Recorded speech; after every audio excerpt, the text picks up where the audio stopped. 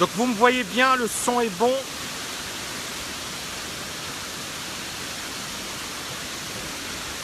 Super. Donc on démarre dans 2-3 minutes.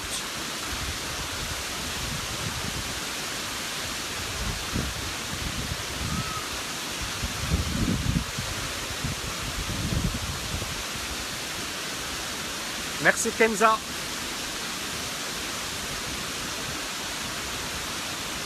Bon, on va démarrer. Alors, rapidement. Donc déjà, ce que je vais faire, c'est que je vais essayer de plier tout ça.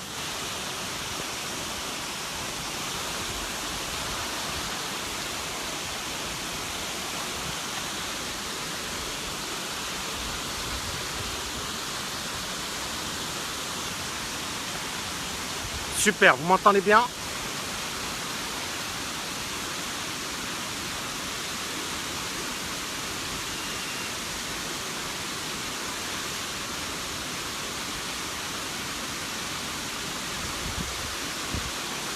Alors après, il y a une plage, apparemment c'est magnifique. Alors, j'espère que vous allez bien, que vous m'entendez, que le son est bon.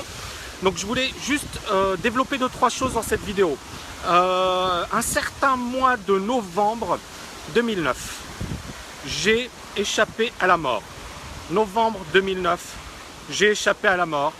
Je me suis retrouvé aux urgences à 4 h du matin. Et ça a été effectivement un moment très éprouvant en ce qui me concerne.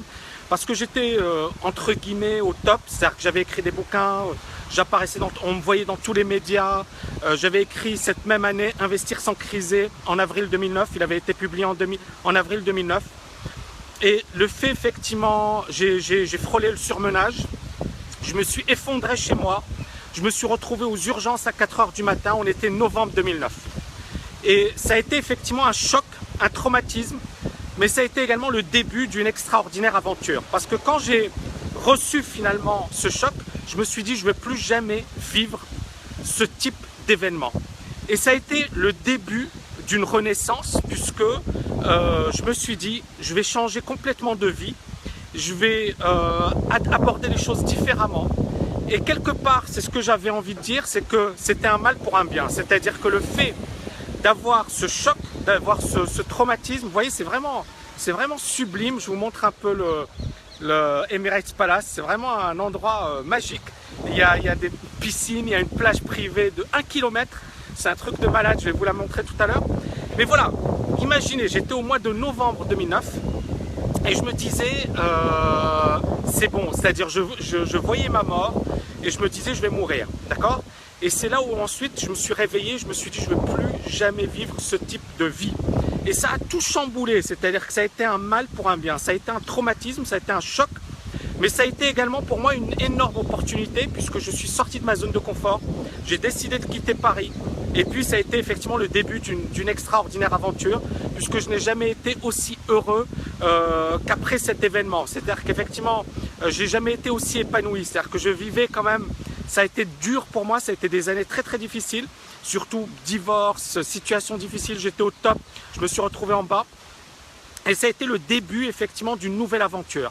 Et pourquoi je fais cette vidéo? Justement pour revenir sur l'importance d'avoir des objectifs et de se dire la vie est belle. C'est-à-dire qu'on va tous vivre et on va tous passer par des moments difficiles, douloureux.